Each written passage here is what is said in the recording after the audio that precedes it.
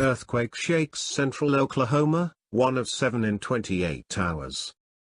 An earthquake of preliminary magnitude 4.2 hit central Oklahoma on Wednesday night, the U.S. Geological Survey said, the sixth earthquake to affect the area in just over 24 hours.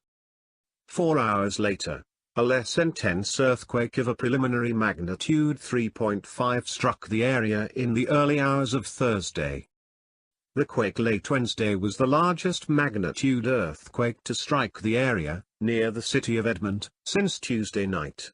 The USGS said the earthquake was widely felt in Edmond and northern Oklahoma City, which is located about 15 miles away.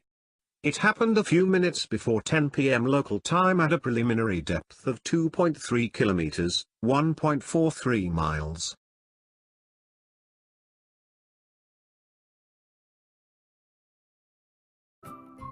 Thank you for watching. Please subscribe to us on YouTube. If you like, donate to us, visit home on the page PayPal.